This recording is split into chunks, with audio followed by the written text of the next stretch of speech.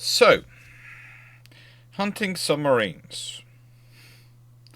Hunting submarines. This is going to be an interesting one because the live was interesting for this. The long patrol for this is going to be interesting because it's basically going to be me giving you I'd say roughly an hour-long discussion of the history and the theory and the methodology behind hunting submarines. And there is nothing particularly revolutionary in what I'm going to discuss, or very, you know, illogical. In fact, hunting submarines is completely logical. It just requires a certain level of assets to achieve it. That's often been the critical problem, having the assets to achieve it. It's kind of like convoys. Convoys, as a doctrine, can be both offensive and defensive. If you're running them defensively, you want to have very small convoys with just enough escorts to hopefully blast and pass. Suppress the submarine, get it down, and then get past it. That's slightly more difficult today with nuclear boats, because theoretically they can go a lot faster underwater than the older boats, but you have to remember when a nuclear boat is going fast underwater, that creates a lot of noise, which makes it easier to kill. So, the thing is, submarines now, their limitation in top speed is not their actual top speed, their batteries, in terms of nuclear powered boats. But there is still a limitation in top speed in terms of cavitation noise and how noisy they're prepared to be. Because if you make enough noise, you make it very easy for someone to lob something, a torpedo or something, into the water from a helicopter or a rocket torpedo, and a rocket sort of position torpedo is what I usually describe them as, because a rocket motor gets them out to the place where they need to be dropped in the water, and then they drop in the water, and then they turn into a regular torpedo. It's either way, it's not a good thing to be noisy. So that's your limitation of your submarine. It's how much noise you're willing to make. So you can still suppress them to an extent, because otherwise you make it just too easy for the opponent. If you suppress them to the point in which they need to stay back, because otherwise they can get killed. And yes, people go, well, they've got missiles and they've got these things. Yes, but the trouble is when you fire these things at longer range, if you ripple off a couple of missiles to fire from maximum range, they don't have much of a chance. Because two missiles coming into a modern air defense system from maximum range, so they can see them coming from the furthest way they can see them coming, that's kind of like the perfect, you're teeing them up for them to be swatted away. That's the vanilla shot in tennis. That's what you're dealing with. So realistically, when you want launching torpedoes and launching missiles, what you want to do is launch them from close enough that they get up, they can engage, but you don't have enough time to react. Not enough time to react properly. Instead of you being able to follow procedure and drill, you're having to just go, ah! That's what you want to do. So especially if you're a lone submarine doing this strike. And yes, there is people going to go, well, what happens if it's the Ohio class SGNs with 150 Tomahawk cruise missiles? Well, if they're concentrating on a single convoy, that convoy will be worth it, because otherwise you're firing a lot more in terms of opportunity at them, an opportunity lost, than you are gaining. It had better be a very big convoy. And the trouble is, the bigger convoy, the more defenses they have. Because again, if you want to use convoys as an offensive tool, you want to make them big. You want to make them 40, 50, 60, 100 merchant ships. You want to give them a huge escort. So enough sort of escort so that the escort has not just got the escort group, but also got a hunter group with it that can afford to peel off from the convoy when their submarine rears its head to go, I want to attack you. They go and prosecute the submarine until it's dead. That's a scenario where you go, right then, so with about a dozen merchant ships, I can probably protect them with 3 or 4 escorts. But if I have 60 merchant ships, I can probably protect them with 8 to 12. And if I still assign the 20 escorts, I have 8 to form a hunter group. Or maybe 2 hunter groups. Or 4 hunter groups if they're hunting in pairs. See? It's the same number of escorts. But the important thing is there you have the 20 escorts. That's the problem. So yes, there's going to be a lot of discussion about how you hunt submarines in this, and what the reality of hunting submarines is like. And this specific question was integrated anti-submarine warfare. How do long-range maritime patrol aircraft, how do they work with ships and subs to hunt submarines? How does it all work together? And that's what this video is really going to look at. The integration, methodology, and how these things work together. Now, submarines of World War One, you have to remember, are glorified submersible torpedo boats. Yet still, they come the closest any nation ever has to starving another nation by submarine warfare. Don't believe the hype. It's not World War II where the Germans get closest to starving the British. It's World War One. It's World War One. At certain points, people are writing that Britain is 90 days away from starving. By World War II, we had invested a lot in trying to be more self-sufficient with food supplies. We did convoys immediately and all sorts of things. And yeah, that means we never get that close. The food stocks never get that low. Things never get that problematic in the UK. There's still trouble. You still have issues keeping industry served, keeping everything going, and sorting out all. But it's not the same as it was in World War One, where it got really, really bad. And World War One is the case study they used to prove the viability of building the weapons system in World War Two. And it works really well in World War One. But the trouble is with using that as the case study is you're preparing to fight the last war. Now, the submarines of World War One also had another advantage. They were more often than not orientated around mine laying than submarines in World War Two. They often retained the capacity, but they didn't do mine laying as much from the German side. The Italians, the Japanese, the Royal Navy, and the US Navy were all to an extent more happy to use their submarines as mine layers than the Germans tended to be. Now, there is probably a reason for this. To an extent, the German submarines had developed this doctrine of almost being the knights of the sea. And a knight engages their opponent. They engage with their guns, they engage with their torpedoes. They do not lay a trap and then leave. There is that one sort of time where the martial prowess of force works against its own capabilities.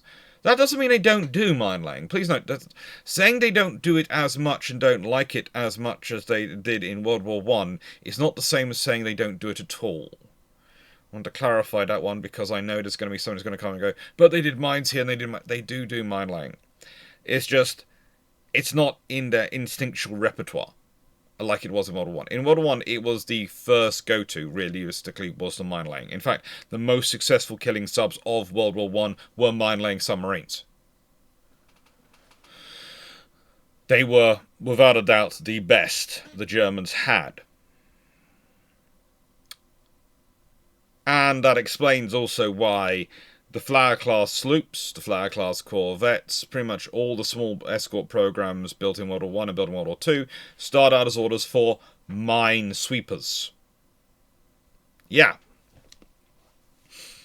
There was a whole discussion under a video not long ago, I think it was on the Bathurst-class video, about the Bathurst-class being originally ordered as minesweepers. And I think the person who was commenting it thought this was something special, specific to them. No, all the small escorts were ordered originally as minesweepers. The Flower class, all of them were. And that's a common part of the sloop construction. Sloop ASW fit automatically included minesweeping gear. Why? In the 1920s Royal Navy? Because the mine-laying submarines had been the most dangerous in World War One, and the Royal Navy, looking at the stats and having the access to the information it did, went, wow, the most effective pound-for-pound use of submarines was mine layers. And it was also the least risky to their crews. So surely any opponent will replicate this in future, so we better be prepared. But What the Germans went with instead was to try and make minefields in the middle of the ocean, because they could get further out. And they used the submarines were the minefield. So it's the first use of submarines is what we consider almost a mobile minefield. It's not they're not laying mines; they are a mine themselves. They are sitting there in the water firing torpedoes at targets. They are a minefield you will go through. Or alternatively, they're on the surface firing their guns. But in World War One, that's a long way away. In World War One, those kind of tactics, the kind of radio communications, command and control systems that need to be properly utilised, that are only starting to begin to come into viability, not existence, viability, towards the end of the war. And by that point, Germany's really not in a position to make best use of it. Sucks for them. It really did. But in World War One, they had been very, very dangerous. Now, this leads us to the response. Anti-submarine warfare is about denying the submarines the ability to engage the merchant ships. It doesn't matter if you kill them, it doesn't matter if you suppress them. What matters is they don't get to engage.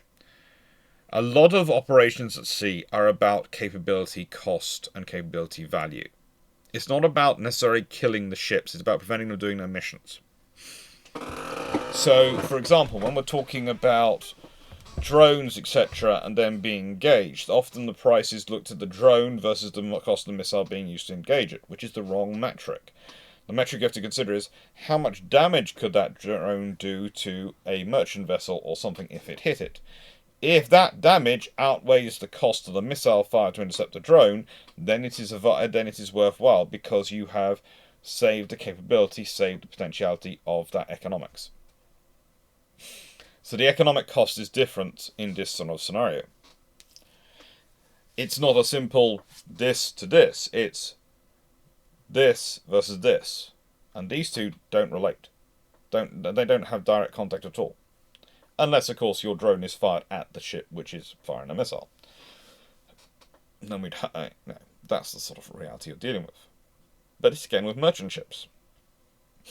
The submarines were, to an extent, a lot cheaper than the merchant ships to build. Shells are a lot cheaper than torpedoes and mines. The ASW escorts were cheaper overall than the submarine programs. But what are the realities of this? Well, as the submarines start to extend their area of operations, this is what they look like in about 1915, this is 1917, you need more and more escorts. You need more and more presence to protect the merchant ships, and especially when you start thinking about convoying them. Because one of the first and best arguments against introducing convoys is not having enough escorts. Think about it this way. Yes, 40 ships travelling together versus 40 ships spread about. They're spread about travelling individually. Theoretically, the latter group is easier for the submarine to pick off, but the likelihood of a submarine coming across all 40 of them is lower. Whereas if you've got 40 travelling together, and they do come across a submarine, then that's a lot of targets in one place. It makes the submarine very happy. If they haven't got an escort, if they have an escort, that's where the problems begin. Now, you can't escort 40 ships travelling individually. But you need a number of destroyers to be able to do, a number of vessels to be able to do the escort role. One of the joys, the reason the Americans order so many four stackers, is because the Royal Navy has 300 odd destroyers operating at that point, and they're still saying they don't have enough. They have 300 destroyers, they have hundreds of sloops, and they still do not have enough vessels for doing both the Grand Fleet, the operations of the Harwich Force, the Channel defences, the various other defence patrols, and the convoys. They do not have enough. Why? Because convoys and all these things soak up ships like mountains soak up infantry. You can never have enough.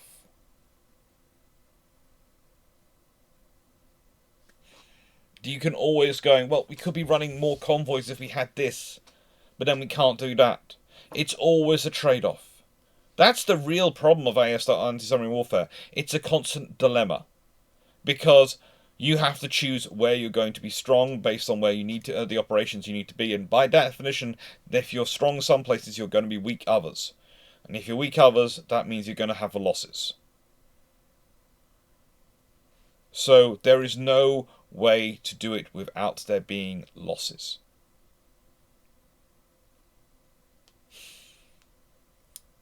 Of course, well, I lied, and there is a way. There's having enough resources, but that's how long is a piece of string, and is your enemy cooperating?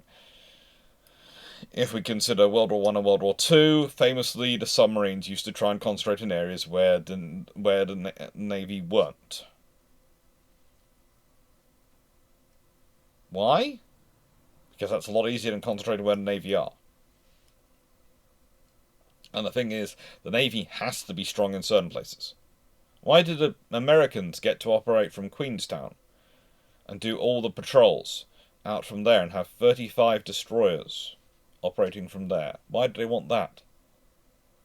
Well, because that means the Americans take the Southern Ireland route, and the Royal Navy can concentrate on the northern routes in. Divides up the needs. Now, as you can see, it peaked in capabilities in about 1917, in April 1917, realistically. But it also has sort of another peak in June 1917, where they get over the 600,000 tons they need to be sinking every month in order to achieve victory. You know, the fact is they get over 800,000 tons in April 1917, and they're stomping away. But it quickly peters off. Why? Because you get the forces allocated, and you start to do the convoy work. You have the Henderson Report, which is used to justify the convoy program, and you have the fact that you're not just convoying in terms of the convoy, the merchant ships coming across the Atlantic, you're also convoying in terms of the coastal trade and all the other things that are going on.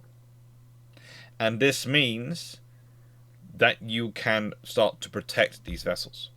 But it takes a while to implement that. It takes a while to get the merchant ships onto a convoy pattern. And also, you have to remember, convoying is actually inefficient in terms of the movement of goods. Sending the ships as soon as they are full and sending them across the Atlantic gets them there most quickly. But if you're convoying, they have to wait around while others fill up, whilst they all form up and get organised, and then they have to go out, and they're group meeting up with things, and they have to keep to a set pace to keep their convoys together. They can't go at the best speed necessary for each individual ship. Some of them might have been faster. So convoying actually is inefficient, and you have to adjust your economy around that, and it has long-term implementations and long-term issues. But the convoys are also benefiting from these. The first ASW aircraft. Curtiss Model H, that was what was originally brought in. That comes from America, along with a Royal Navy commander who sort of knows what he's talking about. Although at the time, Lieutenant Commander John Port. Interestingly enough, he had worked with Curtiss prior to the war, and he'd been part of the transatlantic flight and various other things with them, and so had a promotional contract with them, which means he ends up getting money on a percentage on every aircraft they sell as a result of the transatlantic flight. Which means the ones which he gets money based on the ones which are sold to the Royal Navy when he's the ordering officer for the Royal Navy buying them. This does lead to all sorts of issues, but eventually it's sorted out. It is sorted out. Honestly, the guy is, if you read up about John Cyril Port, you will soon get the idea that he is an engineer who loves engineering and loves designing aircraft and loves solving problems for engineering and doesn't really think through anything else going on around him. He is really, really bad at the whole rest of the world shtick. So, whilst he doesn't get his Distinguished Service Order because of it, he does get various other things, and he doesn't get fined that badly or put in jail. Mainly because they decide he's far too useful where he is. It's the whole thing during World War I. He basically designs all these Felixstowe flying boats. And their purpose is to keep submarines underwater. First of all, they go out and spot them. And the idea is that if a submarine spots them, associates them with attacking the submarine, they're going to dive before they, even if the aircraft doesn't see them, they're going to dive. And a submarine which has dived is not an effective submarine at this point. They can't go that far. They can't do that much. They're basically underwater. And they have to be underwater for a while until they're sure the aircraft's gone. And even if you have a periscope and you put that up, you can only see if the aircraft is not over your head. And you can't see that far. And of course, surfacing and diving both create effects underwater which are visible. And once you're committed to surfacing, it's very difficult to stop it and reverse it if you think there's an enemy aircraft. In fact, you probably won't know in the transition phase. So for submarines, aircraft become a sort of existential threat. The damage they might do if they come in with machine guns and small bombs might not be much. It might be just enough to damage your pressure hull and stop you being able to dive. It might be just enough that it damages your control planes. It might be just enough it damages, I don't know, your communications, your radio mast or radio system, etc. But the thing is, any damage you take is a problem for a submarine. A submarine which is trapped on the surface is easy prey for surface ships to come in and engage it. And that's also the other threat when you're dealing with aircraft to report your position. There could be surface ships coming down to kill you. A submarine which doesn't have a working radio, well, that can sound okay, but the trouble is that's going to restrict their entry into home. They're going to have to make sure they go in daylight. They're going to have to make sure they do it on the surface. They're going to have to make sure they're flying their flag, and they're going to have to make sure everything's visible because they've got no way of radioing ahead to say we're coming in. I've also got no way of receiving a message if the mines have been laid on the channel which they go in for or anything like that. So yeah, they've got no ability to call for a mine sweeper to look after them in that case.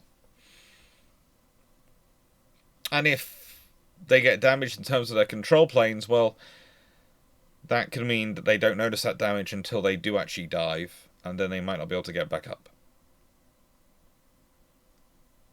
So for submarines, avoiding aircraft is often the best methodology. Which is why you have something called the spider's web combat. Now, spider's web is a search pattern, the best summary of which you find in Theodore Douglas Hallam's work, The Spider Web. Now, that's a good book. It is a good book and it's a worthwhile read. And it really does go into the story of the flying boats, how they're developed, and how they create their operational practice and methodologies. And realistically, it's about developing a patrol pattern, the spider's web, which you could have multiple aircraft flying at any one time. They'd be coming out of Felixstowe. That's probably better if I put it this way. And they'd be doing this pattern, and it's specifically in front of the Thames Barrier. In front of the Thames Barrier, and of course the Straits of Dover, so the Channel Barrier. And the idea was, if you're searching this area on a regular basis, you make it very difficult for a submarine to transit that area on the surface, in which case they have to spend a lot of their time underwater, which cuts down on their range. Because you only carry so much food, so much water. And whilst you can regenerate bits of it, you can't regenerate enough of it. And that's the real limit for a submarine. If it's using up its fuel, charging its batteries, and not really able to move around, and it's got to dive a lot, which is risky, and it's using up its food, that's how you can limit a patrol's effectiveness. That's how you can limit their ability to actually influence things. And yes, you can also call in ships. So the early part of this integration is aircraft as a deterrent factor and aircraft as, to an extent, aggressor the submarine has to seek to avoid. Because, again, the point is submarines, even these early ones, which are, as said, submersible torpedo boats, are ambush predators. They need to be able to get the ambush to win. If you can prevent them being able to hide by spotting them with aircraft and suppressing and forcing them to hide early, etc., they can't rig their ambush. If they can't do their ambush, they can't win. Which leads us to the shameless book plug portion of our video, which I do in every single video. This is the part where I say thank you to you for making the channel possible. Thank you to you for liking, sharing, subscribing, and all those things. Thank you for buying books. This is the joy of being what's often termed a public-facing historian, but we'll leave that to one side. But I am a historian who's kind of unique as academic historians go, in that all my research funding, all the funding I use to support my research, support my writing of books, to support all my activities as a historian, comes from you. I don't do grant applications. I probably should do some more grant applications, but honestly, they always come with ties, with limitations, with requirements, and they're not onerous, they're not necessarily bad, but there's always a part of me which kind of likes the freedom of not having them. Of being able to go, well, this research methodology isn't working for this particular situation or scenario I'm trying to get so maybe I need to go and apply a different methodology. This archive, good though it is, I think I need to go to another archive. Or, I can adapt far more flexibly thanks to your support. Which I have to say someone else really quite likes, because he has preferred archives, don't you? You do. As Fluffy Research Assistant, which are your favourite archives? Cambridge? You do like the sniffs around Cambridge. Occasionally he comes in my car. He's a good poodle. Occasionally he comes in my car and travels around me when I go to archives.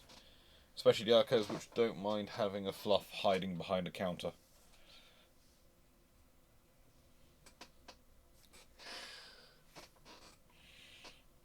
What can I say? You go to them enough, you make friends. And they go, your dog, yes? You bring him with you? Yeah, I'm going out to walk him every few... He's luckily the accommodation is fine for him to be left in, because it's with a friend. Oh, should really bring him along. He saves it at once. Next time you turn up and the dog is with you again, because you checked, would it be okay?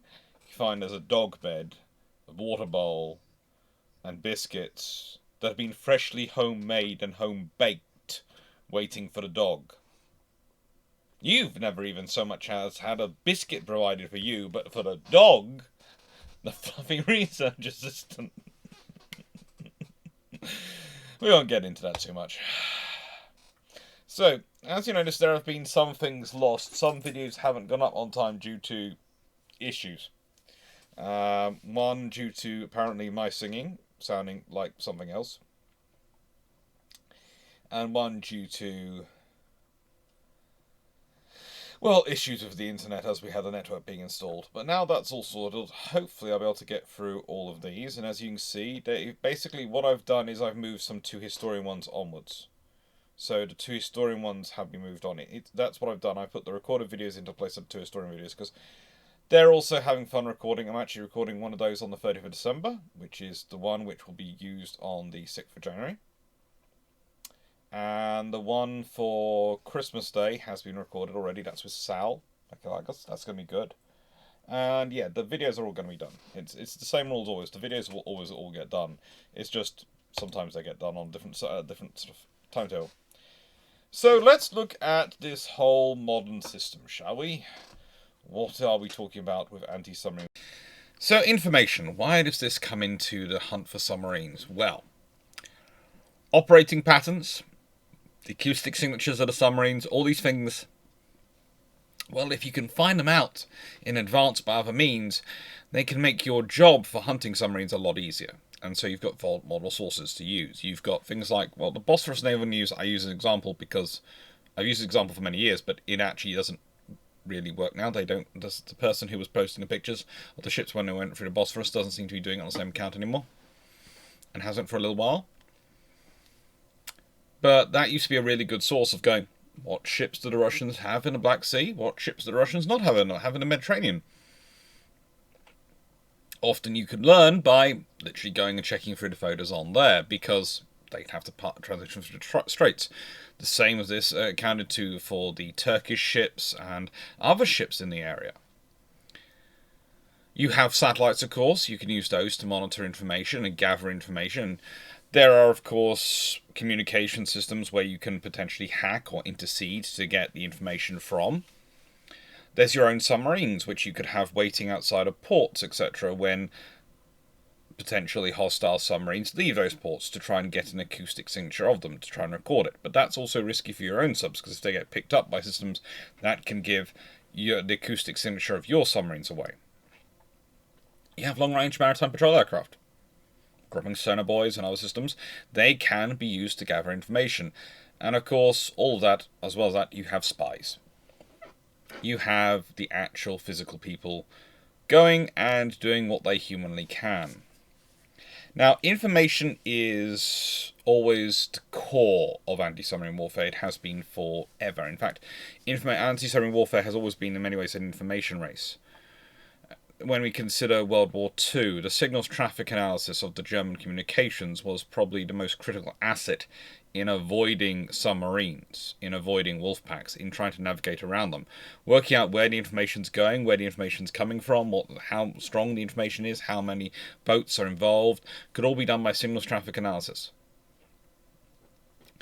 You could learn all that long before you started cracking the codes. And if you crack the codes as well, that's gravy. That means you have the actual information, what they're going to do. Instead of a hunch based on this information, you've got something which might be approaching a certainty.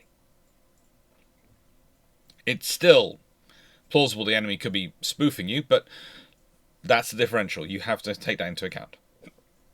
You always have to take the option into account that the enemy could be spoofing you. The British, after all, did it quite a lot in World War II, as did the Americans and other powers. Spoofing by providing false information to your opponent is a well-versed part of war. And it's also the same with submarine acoustic signatures. There's a reason why I put this as an option and that as an option. You know, the submarine, the aircraft, this thing is an option. There is always the possibility that, rather like when aircraft exercise, especially when you have stealth aircraft taking part in combat exercises in terms of these days, we tend to use things which make their radar returns larger. There are devices which can be used on submarines which can make them noisier,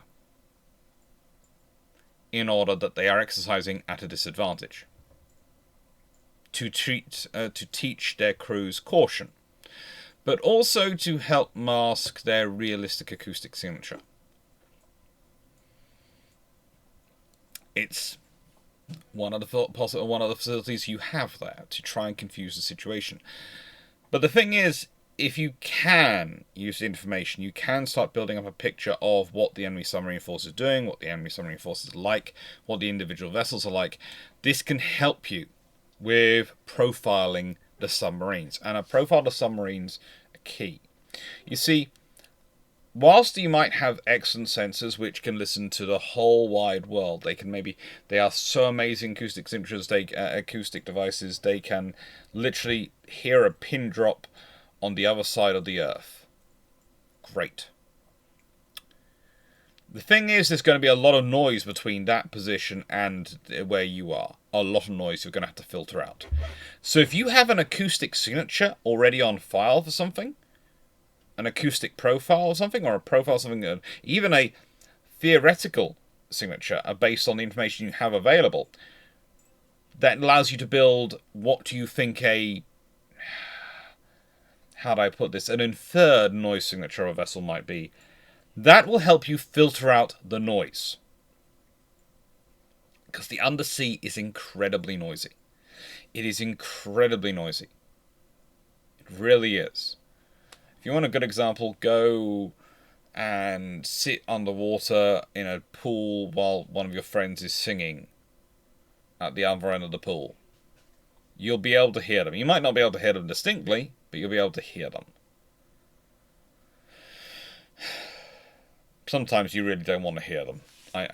I'm not going to say which of my colleagues has a habit of singing in the water, but frankly, we all know who they are in the ship shape crew. We all know.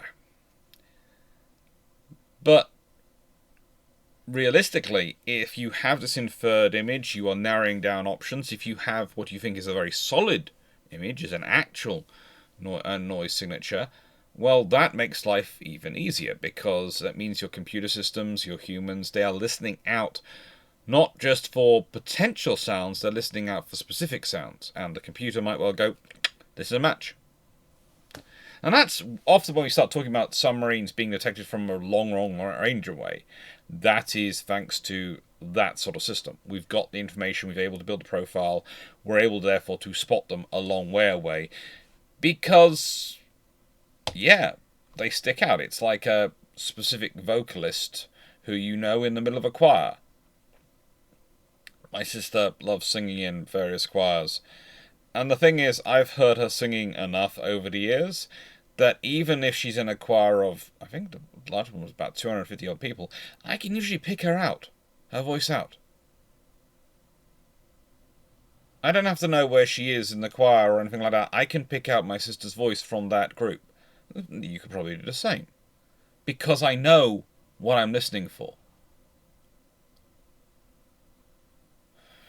So, what's doing this big wide area listening? Well, sometimes we have the boats doing it themselves, but honestly, the best systems are not the boats. The best systems are probably what we now call the integrated undersea surveillance system, which is a mixture of hydrophones, which of course were originally, many of them were laid with part of the SOSUS, or the sound surveillance system. But also they have what's called the ANUQQ2 Surveillance Towed Array Sensor System, aka SIRTAS. Now, SIRTAS are these big swath ships. They used to be trawlers, but now swath ships, which stands for their hull type, which trail these enormous towed arrays behind them, and are literally scooping up data from the entire ocean. They could be orbiting somewhere in the middle of the Atlantic, in the center of the Atlantic, and monitoring all the maneuvers going on up in the high north. And that's their main defense, realistically. They are great information gatherers, but they would be very, very big targets and priority targets if they were actually closer to the combat theatres. But the fact is, they can be held behind. They can be held below the convoy line, let alone below the fighting line, in any Cold War gone hot scenario.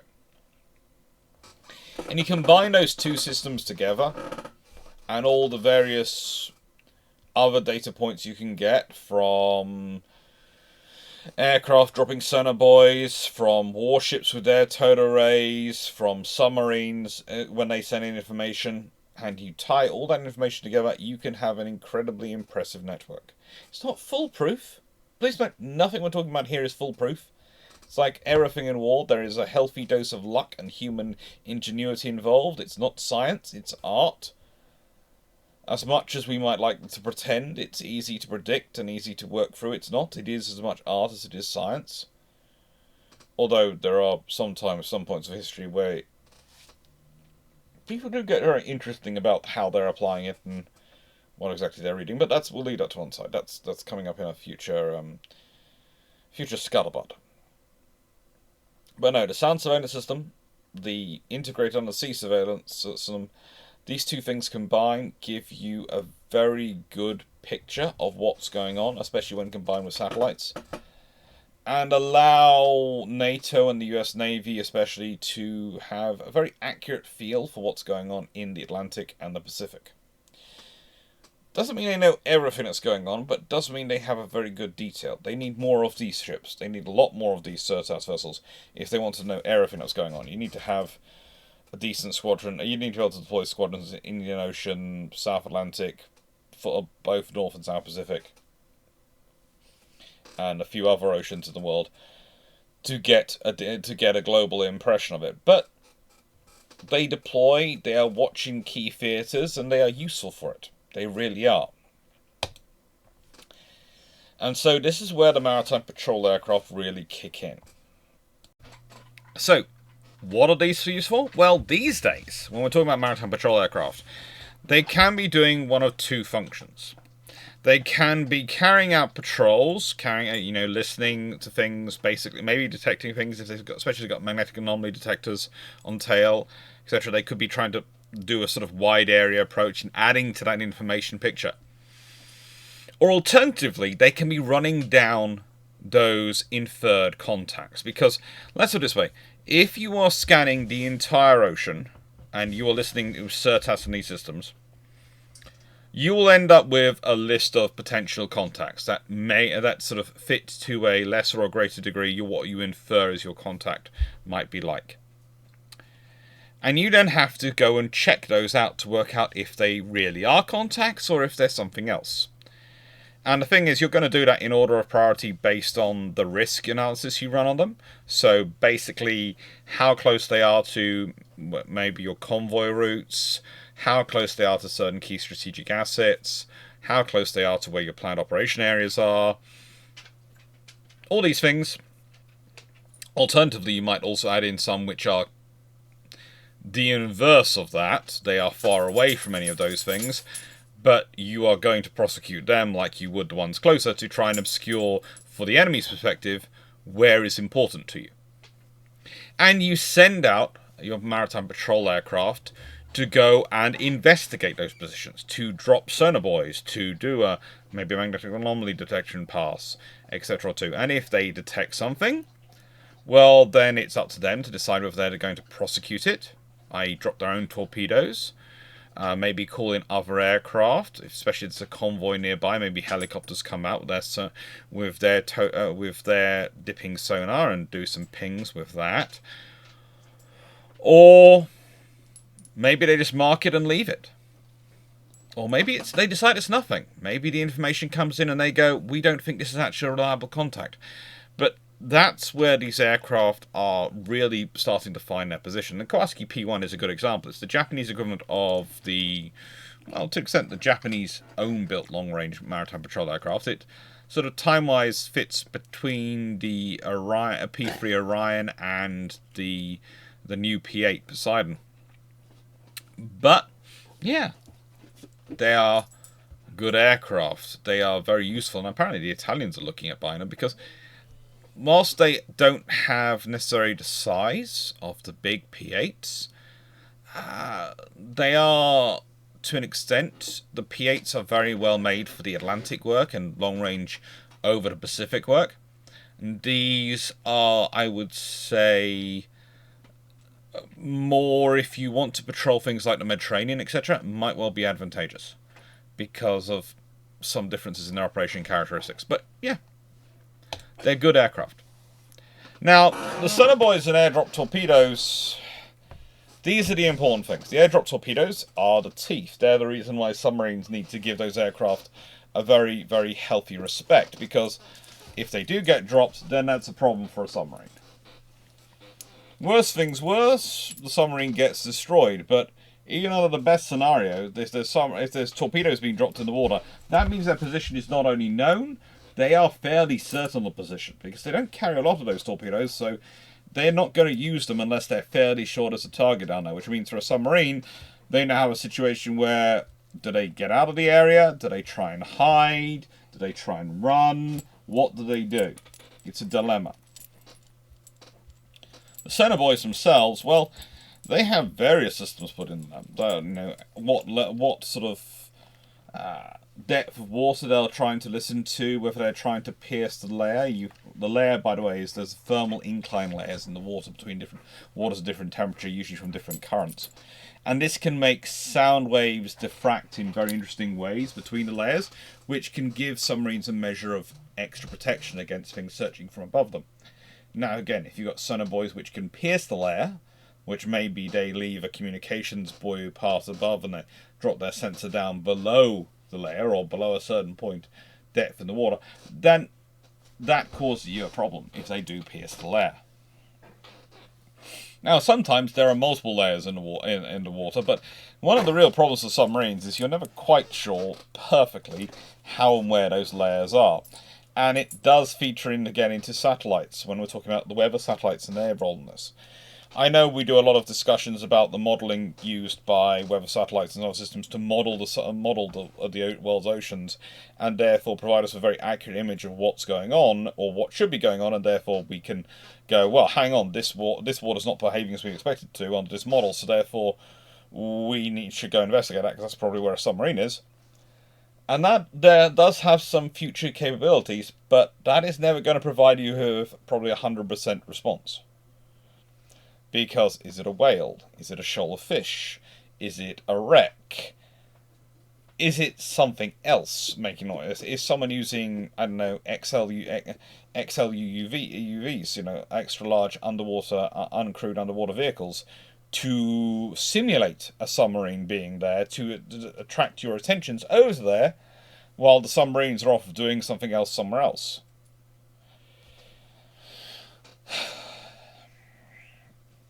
The undersea war has forever been smoke and mirrors, and forever will be.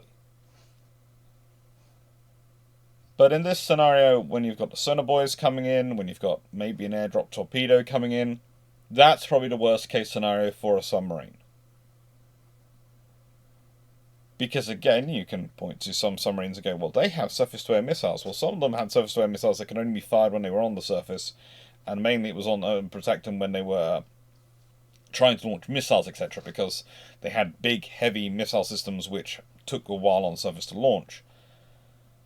Even some of the vessels which do carry underwater launch surface-to-air missiles, those are not really long-range weapons. They don't really get a lot of information, and they're more being fired as a way to try and buy time to escape than as a likely chance to take out the maritime patrol aircraft.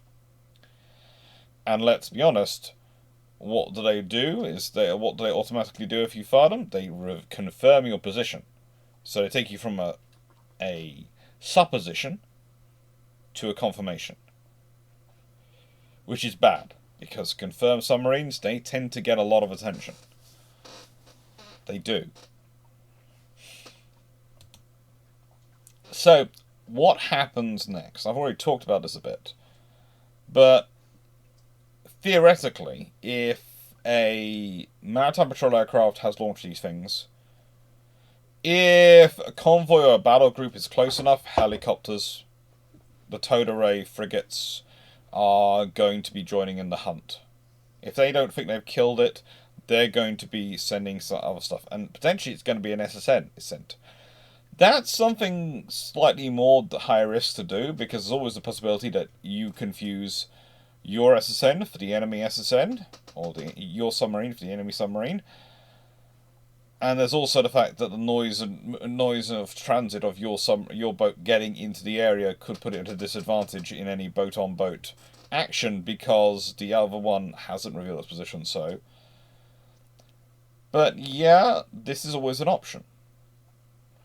If they're not an option, though, if you don't have carriers, if you don't carrier battle group, if you don't have an amphibious task group or a convoy anywhere nearby, then long-range maritime patrol aircraft could well be pulsed in. Now, these could be uncrewed assets, which are coming in to drop more sonar buoys, or they could be fully crewed assets, which are coming in to assist. And that's the point. One of the areas where you can really see long-range uncrewed aviation vehicles becoming a true benefit is in supporting long-range maritime patrol aircraft. providing extra sensors in the air, providing extra sonar buoy drops, so you can drop a far more complicated pattern. If you've got the ability to drop 60 at a time from a crewed aircraft with possibly another 240 reloads aboard, which is not unusual, and you have a couple of UAVs which have the ability to drop 60, carry 60, no ability to reload in air, well, your first pattern which you could drop could be 120. Drop from 2 aircraft, so that's 2 points. Or even you could drop 180 from 3 aircraft, or a combination, or far less than that. You might drop 20 each from the 3 aircraft, starting off in 3 different positions to provide triangulation information. And all that makes the submarine's job far harder. Because what might be a small sound picked up by one, if it's picked up by 6 or more of those sonar buoys, and therefore you can triangulate the information on board the long-range maritime patrol aircraft, then that makes dropping that torpedo far more likely and far more successful. Or as I said, you have more maritime patrol aircraft coming, you have more helicopters. This is the point of these assets. Realistically, in some ways, the helicopters have replaced the hunter-killer groups, because of their ability to pursue the targets and engage them, whilst the frigates carry on with doing the escort role. And that's the modern force structure in some regards. With the frigates, with towed array, torpedoes, especially rocket-launched torpedoes, rocket-assisted torpedoes, acting as the escort ASW force, and their helicopters acting as the hunter-killer groups, going out and prosecuting the submarines which are detected at long range to engage them. And long-range maritime patrol aircraft still doing their best to keep those subs down and keep those subs out of the areas, because you find them on the line of a likely convoy route. We've got this contact, go investigate it. Do we think it's a contact? We're not quite sure. Well, we have 2 options. We drop more sonar buoys, or we drop a torpedo to try and spook them. Let's drop more sonar buoys. Still not sure, but think it's more likely than not. Let's drop a torpedo. Once a torpedo goes active and starts pinging, what does the submarine do? It launches countermeasures. If it does any kind of maneuvering, anything to avoid that torpedo at all, that confirms it's a submarine down there.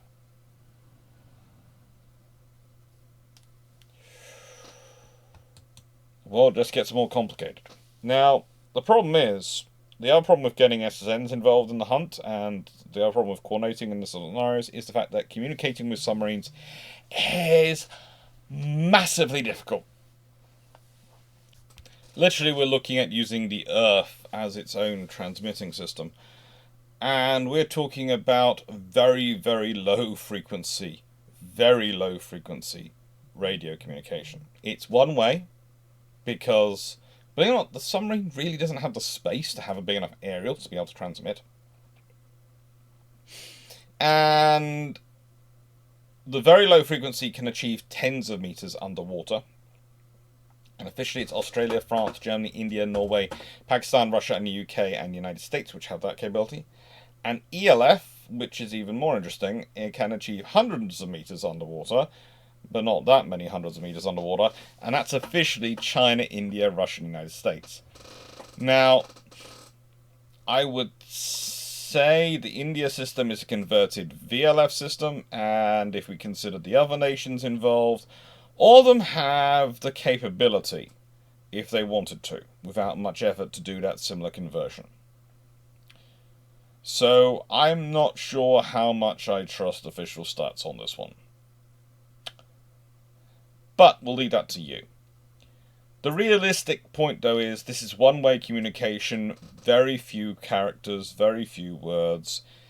It's not going to allow you to do detailed operational plans. What it does allow you to do is issue very simple instructions. Now, usually these instructions are something to do with the strategic nuclear deterrent.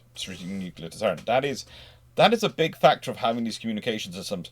There is no surprise that the countries which maintain them a large number of those countries are the ones which operate submarine-based ballistic missile systems. But, and this is the big, glorious Glutinus Maximus of this point of view, these systems are limited. They have a focused form of communication, and so you are not really coordinating anything with them. It's still the case that for a submarine to get accurate information, it needs to go up to periscope depth and engage satellite communications or other systems to try and get a full actual conversation going on. And as we all know, the closer a submarine to the surface, the more they're at risk, the more they're at danger. The more they're easy prey to aircraft.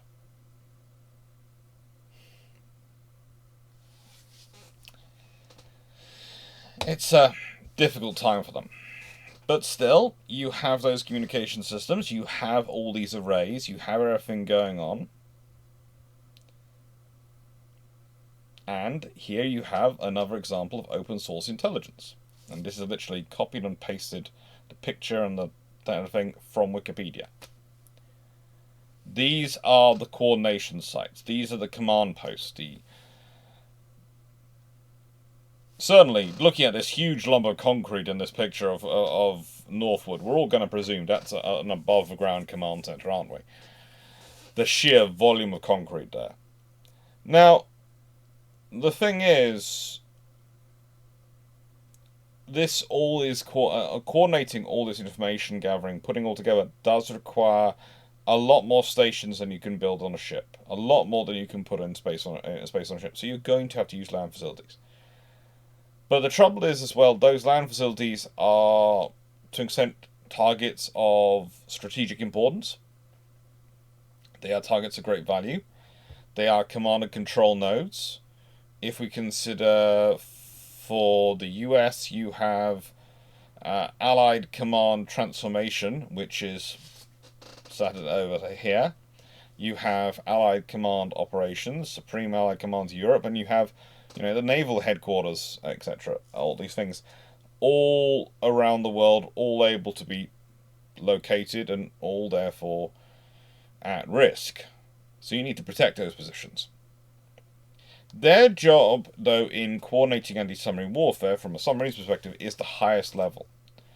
They're the centers which are getting that information I talked about of, we have this many contacts, we have this contact here, this contact, and they're where the people are going to be making the analysis and doing the risk analysis, going, this is a priority target, we've got to go check out what this is something which is very low priority, we're going to ignore that sort of thing. It's going to be done in these headquarters, in these facilities. But in the end, the decisions are probably going to be taken in rooms which, well, used to look like that and now look like this, aboard ships. Yes, there are also going to be a lot of decisions taken in maritime patrol aircraft, but there's going to be a case of, for the task groups which come afterwards, is, do they trust that submarine was really destroyed by a maritime patrol aircraft, or that maritime patrol aircraft really didn't actually detect a submarine, there wasn't a submarine there? How much level of faith do they have in that information? The odds are, in terms of presuming that a submarine is going to be killed, it's always better to presume it hasn't been, so they're going to probably err on that side of caution. No insult to the air crews, but it's just safer if they presume its submarine is there. And act accordingly. And then if you're disappointed if there's no submarine there, well, frankly, that's not a disappointment. That's a, woohoo! We didn't have to engage a submarine. We're okay. And so we end up with a submarine. It's normal when I start talking about these things, you've sort of hopefully realised the whole way through what you need are a lot of assets. I start off with a great quote about World War I, where the Royal Navy has 300 destroyers and building hundreds of sloops and other vessels, And they still don't have enough. They're still telling the Americans they don't have enough. We're protecting the convoys on the East Coast, we're protecting the convoys on the West Coast, we're protecting the convoys around southern England, we're protecting the convoys coming in from the north across the Atlantic, we're protecting the ground fleet, we're protecting and doing Harwich, we're doing all these things. We're doing stuff in the Mediterranean. We can't do the Southern Island approaches as well. Somewhere needs, so we can't do, so we're going to hand it over to you. And that's a big thing. For the British to hand over such an area to another nation and go, we're going to trust you to provide it, that's a big statement of respect and trust, but it's also a big statement of this. We might have much more resources, but we still don't have enough.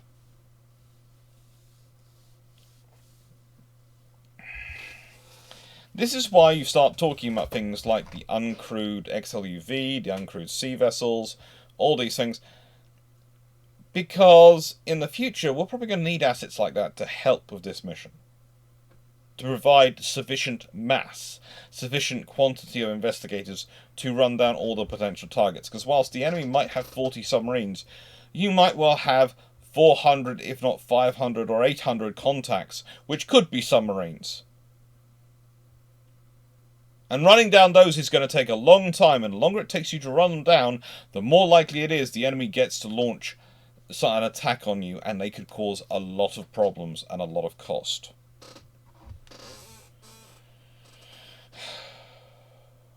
So yeah, it's all about coordination and it's all about volume. But I always finish these videos with a question, and I'm not going to change that policy now. The question for this video, for the submarine hunting one, is I've been doing a lot of videos lately about building the 60%, 70% solution, the basic ASW hunting vessel. What do you think the basic ASW hunting asset looks like? Not just aircraft, not just vessels, but also aircraft, etc. What do you think they need? What do you think is a good idea for them to have? Have a look up. Look at the stats around. Look at how many sonar buoys they use and all these things. And also, have a Merry Christmas. Okay? I hope you've enjoyed this year, and this video is coming out on the 21st, and there's going to be more videos before Christmas, but I hope you've enjoyed it. I hope you found it interesting, and I hope you found it worthwhile, and I hope you're going to stick around for the year of leadership, which is next year. So thank you. Thank you for being here. Alright. The year of the aircraft carrier. That was a fun one. Thank you very much, everyone.